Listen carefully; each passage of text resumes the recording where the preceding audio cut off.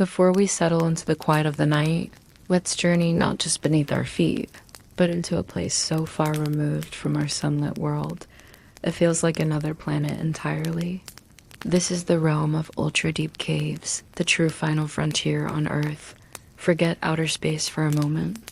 We're talking about a world just below the surface, a place of silent majesty and terrifying extremes. These aren't your average tourist caves with easy walkways and electric lights. Oh no. These are raw, untamed abysses, stretching kilometers down into the planet's very core. They are places that challenge everything we know about life, about geology, and about human endurance. They are the deepest scars on the Earth's ancient skin, wounds that beckon only the bravest, or perhaps the most foolish. It's where the whispers of the Earth become a deafening roar, a place that makes the deepest ocean trench feel like a puddle. And among these colossal voids, one name stands above, or rather below, the rest, Krubera Cave.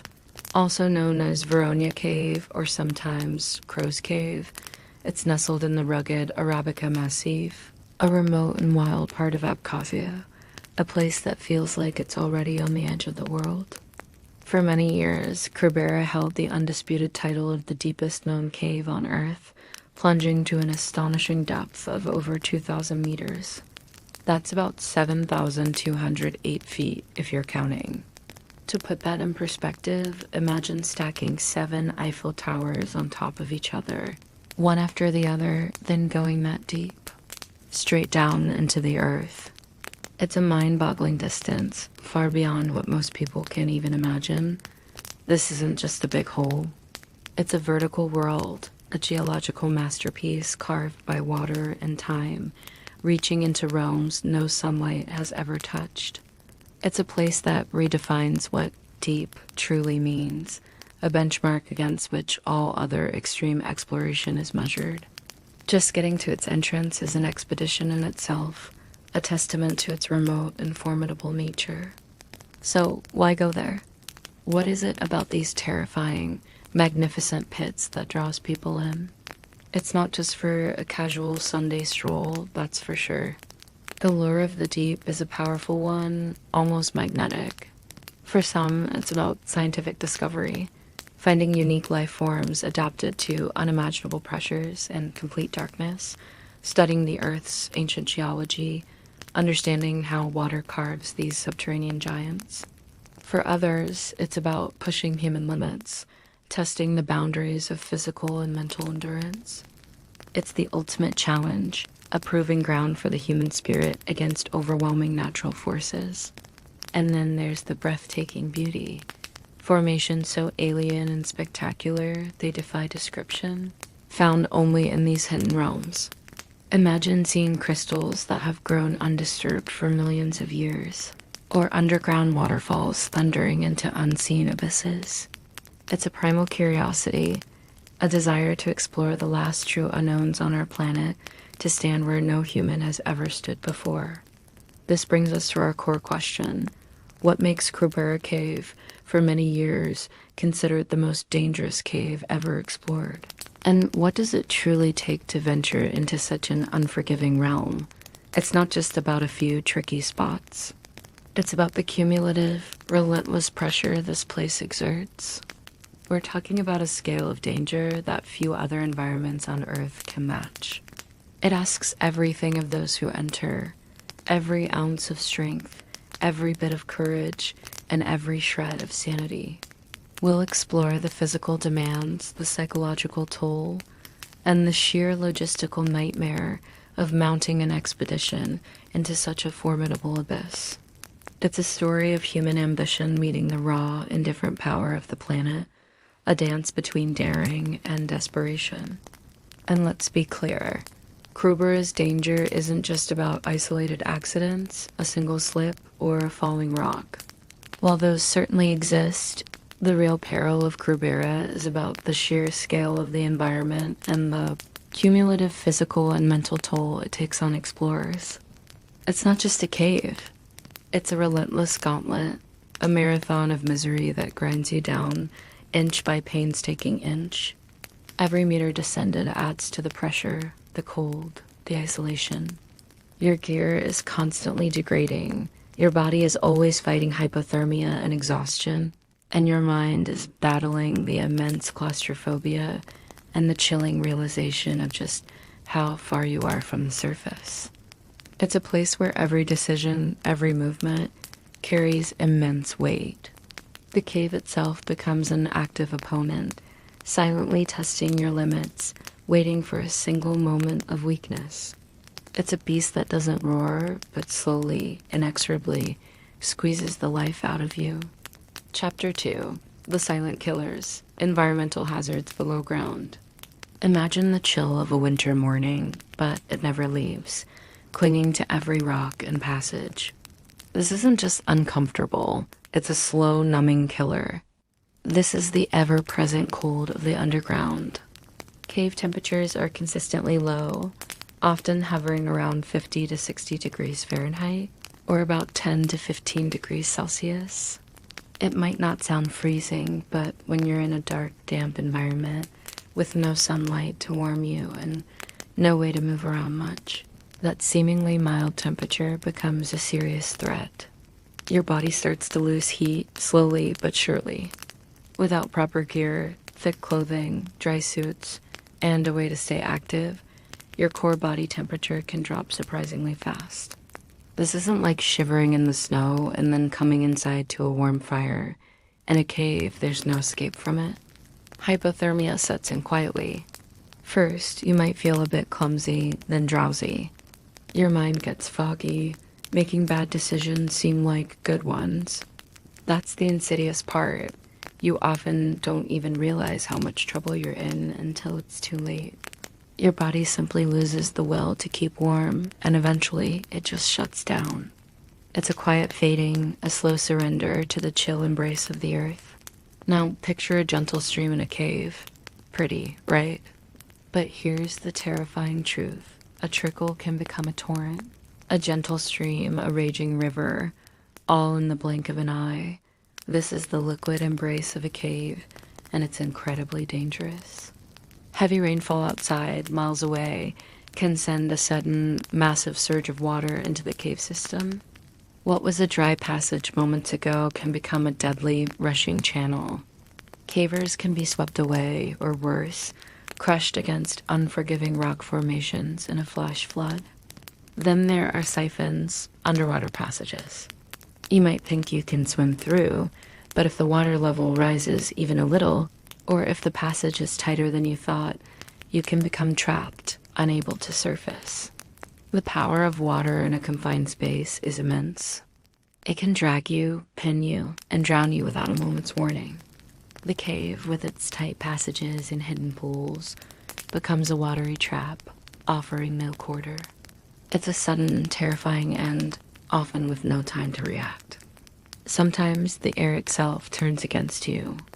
It's not the roaring fire or the crushing rock, but a silent thief that steals your breath, slowly, insidiously, until the world simply fades to black. This is the invisible threat, bad air and suffocation. Caves can have strange atmospheres. Carbon dioxide, for instance, can build up from geological activity or decaying organic matter. It's heavier than air, so it pools in low spots like a silent, invisible lake. You breathe it in, and at first, you might feel a bit dizzy or nauseous. Then your head starts to ache and your vision blurs. Soon, you become unconscious. There's no panic, often no struggle, just a gradual fading. You simply stop breathing. And then there's oxygen depletion.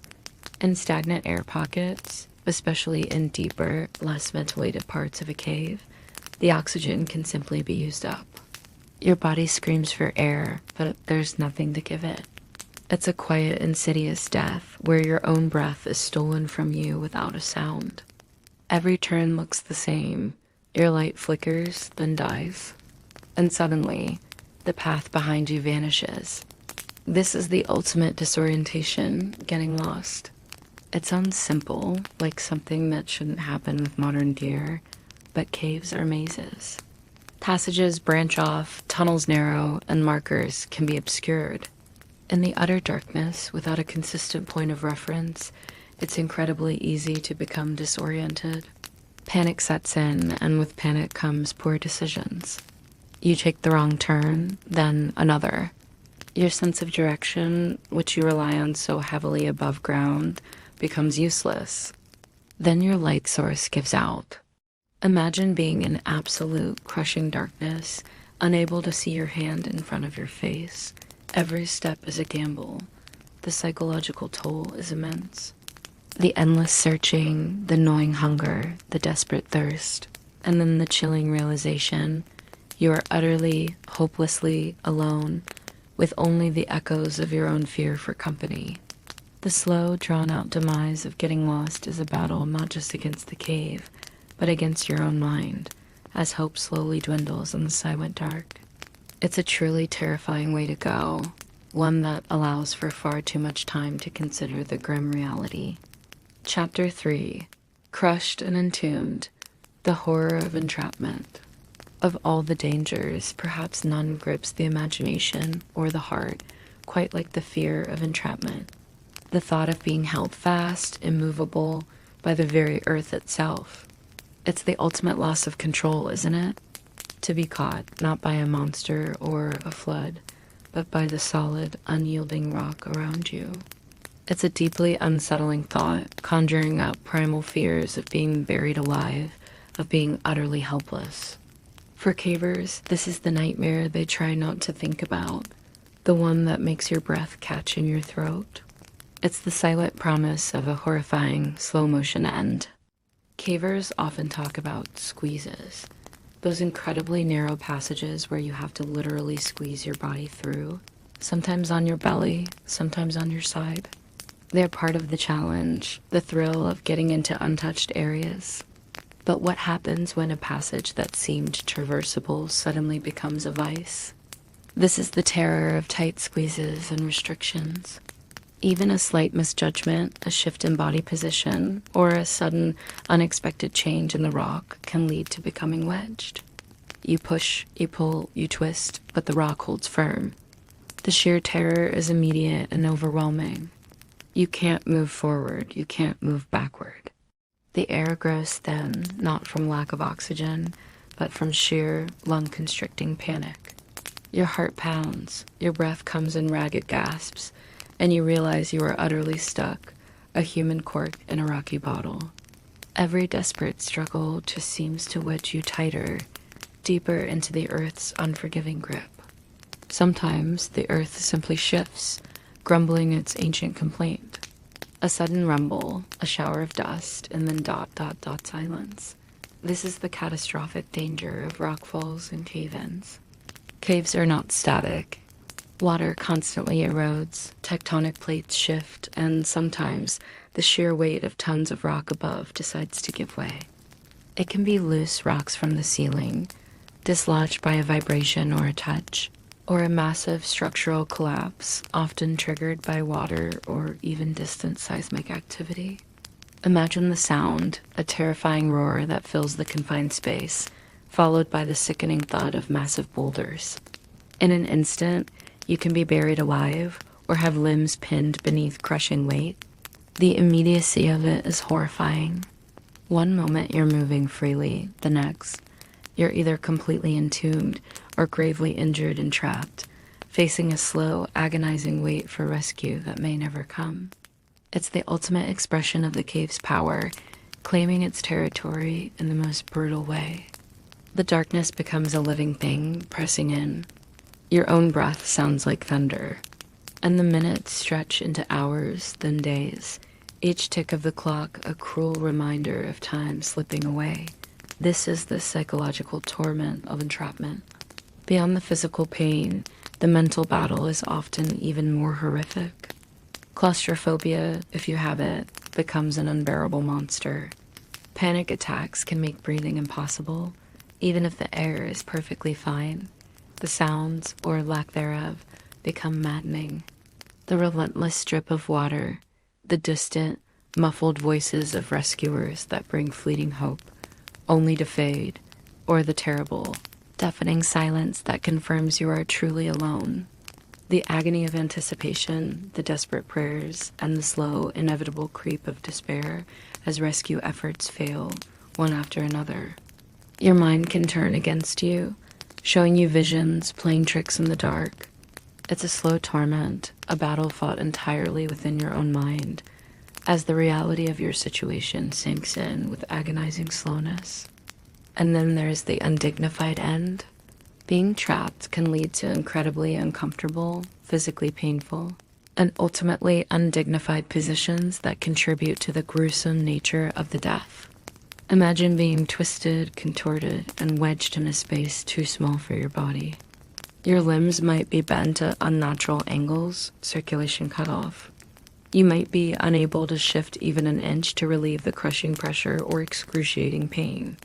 There's a horror in the slow twisting of the body, the desperate contortions to find relief, the realization that this small, tight space, where every muscle screams in protest, will be your final, agonizing resting place. It's not a peaceful passing. It's a battle against your own failing body, forced into an impossible position by the unyielding rock, until finally exhaustion, pain, and despair bring about a brutal end. The cave doesn't care about comfort or dignity. It simply holds you until you can no longer fight. Chapter 4. Beyond the light, the psychological and logistical battle. Imagine a darkness so profound it feels like a physical thing pressing in on you. That's the absolute darkness in Krubera, far beyond anything experienced on the surface. When your lamp is off, there is nothing. No ambient light, no distant stars. Just an ancient, absolute blackness that has existed for millions of years. This profound absence of light deeply impacts perception. Your spatial awareness can go haywire. Walls seem to disappear, distances become impossible to judge, and the concept of up or down can feel meaningless. Mentally, it's a constant drain. Your lamp isn't just a tool. It's your entire world, a small bubble of existence in an otherwise infinite void. Beyond its beam, nothing but an ancient, absolute blackness, a reminder of just how small and vulnerable you are in this colossal underground realm. The mind, desperate for visual cues, can play tricks on you, making shadows dance or creating phantom shapes. It's a relentless psychological challenge, day after day, week after week. Then there's the crushing weight of isolation and claustrophobia. Being kilometers away from the surface, completely cut off from the outside world, is a terrifying sense of detachment.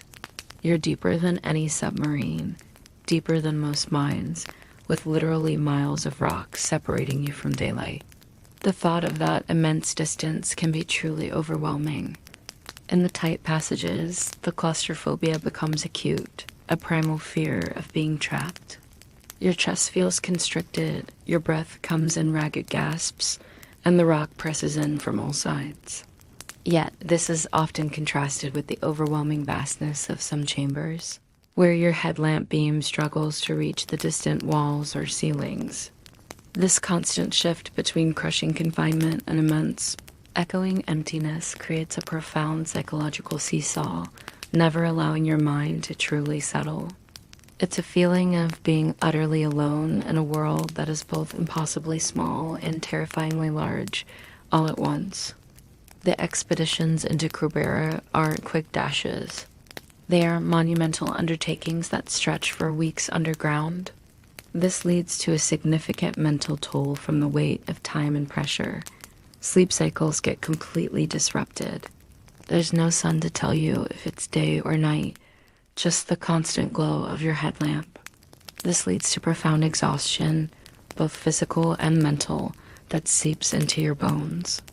Every decision carries immense pressure because the stakes are so high. A mistake could compromise the mission, or worse, lead to injury or death.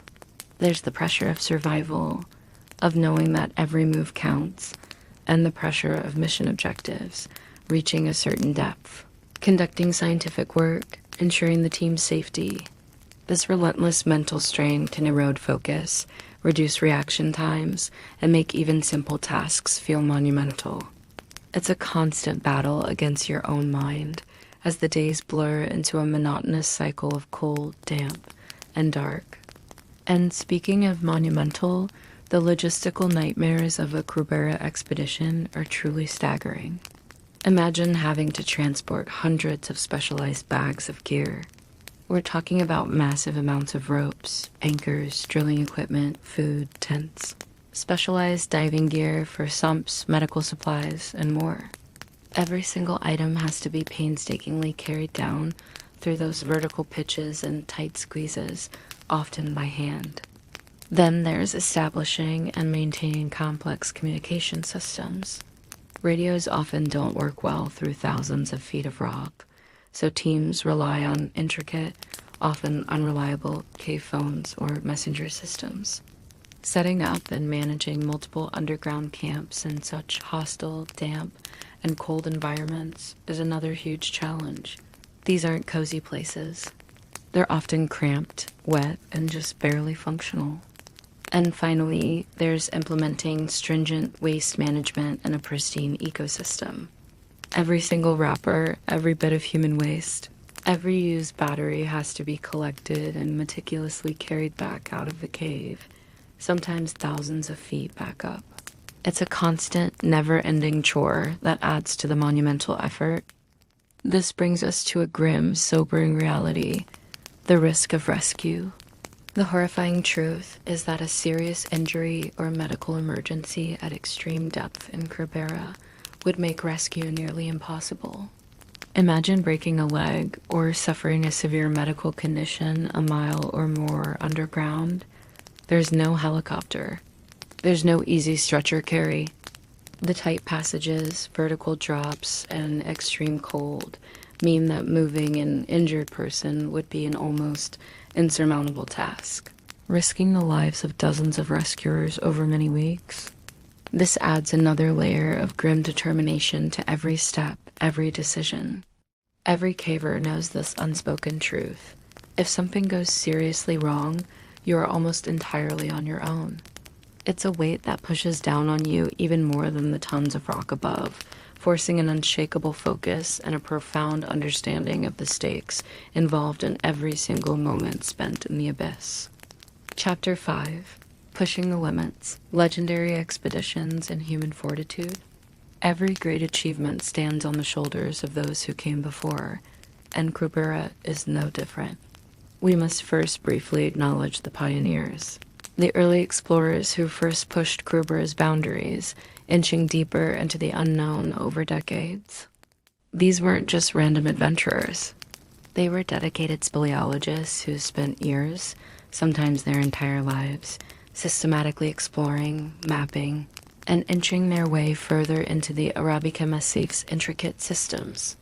They laid the groundwork, enduring incredible hardships with rudimentary gear compared to what's available today.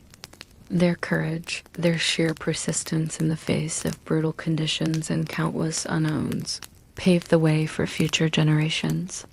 They were the ones who first dared to imagine that this crow's cave might go deeper than anyone thought possible, slowly revealing its immense verticality and setting the stage for the groundbreaking expeditions that would follow.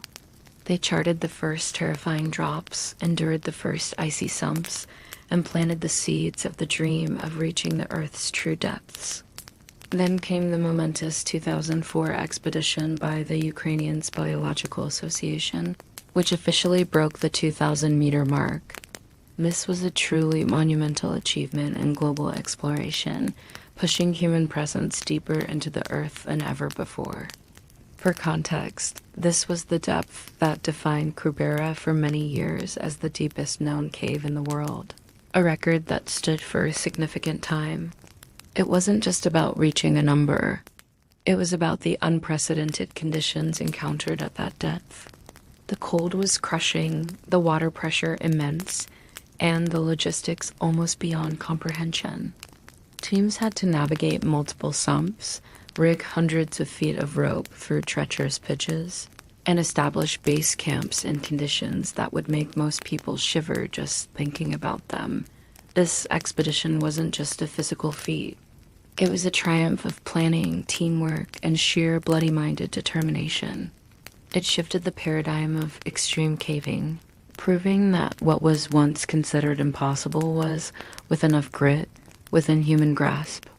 Life in the deepest underground camps in Krubera paints a vivid picture of human resilience.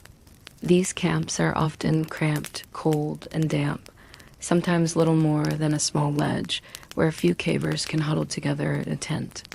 Yet, paradoxically, these are also places of immense camaraderie and shared purpose among the elite cavers. Imagine being thousands of feet underground in a tiny tent suspended over a void, sharing freeze-dried meals and whispered stories. Laughter, even dark humor, becomes a vital tool for survival. The bonds forged in these extreme environments are unlike any other. You are literally trusting your life to the people around you, sharing every hardship, celebrating every small victory.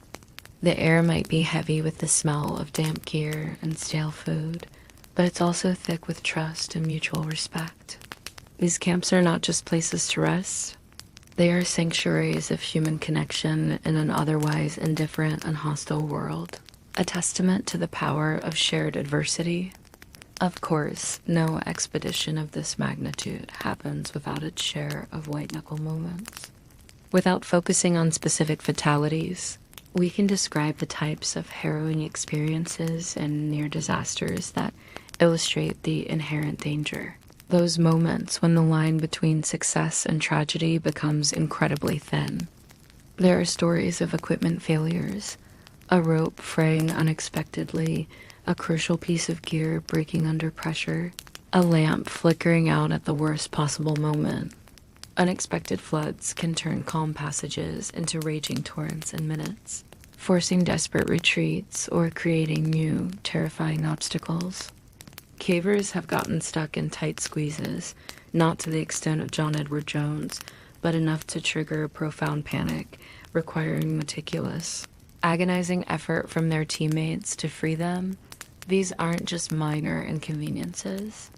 They are moments of profound crisis where life hangs by a thread. These near misses highlight the constant tightrope walk that explorers undertake, the razor's edge between triumph and disaster, and the razor-sharp focus required to navigate it. Ultimately, these expeditions are the ultimate test of teamwork, the absolute necessity of trust, skill, and unwavering cooperation among team members in such unforgiving and high-stakes conditions cannot be overstated. In Krubera, your life literally depends on the competence and reliability of the person above you, below you, and beside you. Every knot tied, every anchor placed, every piece of gear checked is done with the full knowledge that a single error, a moment of doubt, or a lapse in judgment could compromise the entire team, leading to catastrophic consequences. Communication is vital, clear, and concise, even when exhaustion clouds the mind. It's a symphony of coordinated effort, where each caver knows their role and trusts everyone else to perform theirs perfectly. The shared goal of reaching the deepest points and, more importantly, returning safely, binds them together in a way few other experiences can. It's a profound display of human collaboration against the overwhelming power of nature. Chapter 6. The Abyss Gazes Back, Legacy and Unanswered Questions. Beyond the sheer thrill of depth records, these monumental expeditions into Krubera achieve far more than just bragging rights. They bring about significant scientific discoveries that reshape our understanding of the planet.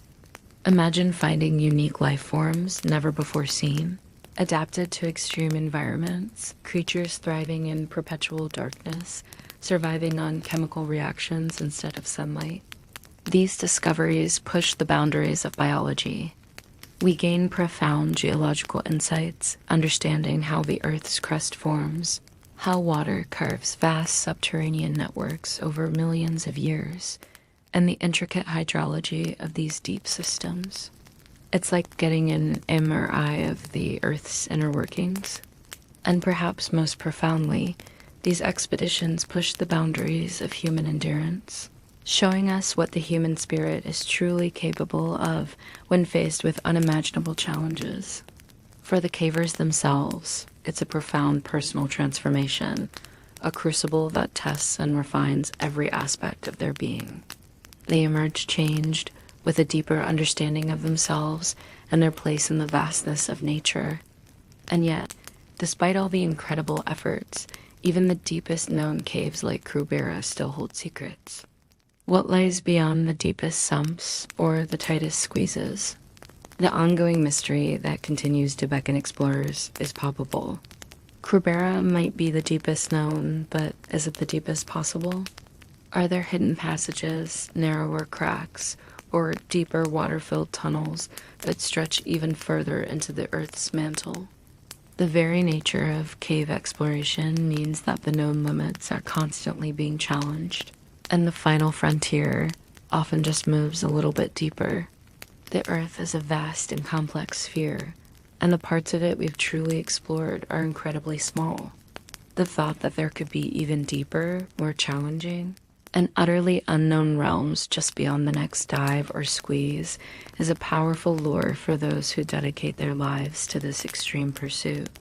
However, we must always return to the grim reality.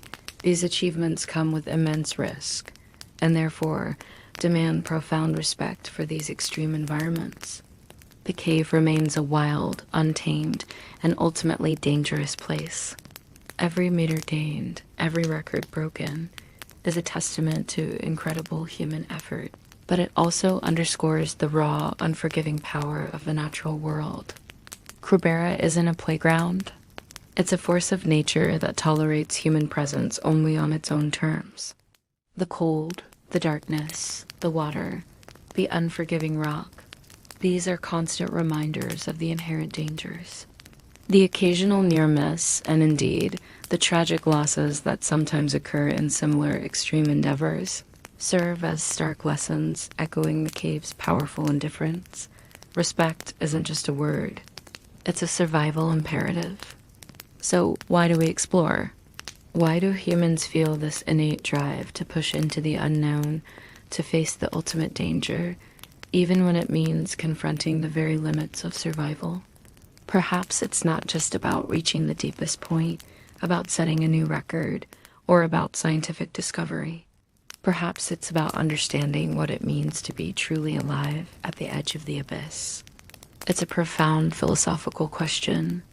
Is it an innate curiosity, a desire to map every corner of our world? Is it a way to feel truly alive by brushing against the edge of death? Or is it simply a testament to the indomitable human spirit, that relentless urge to conquer, to understand, and to experience the absolute limits of our existence?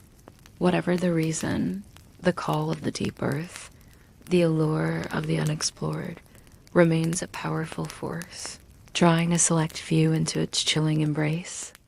As the night deepens, we remember that beneath our feet, the earth still holds its breath, guarding secrets far older and far more dangerous than we can ever truly comprehend.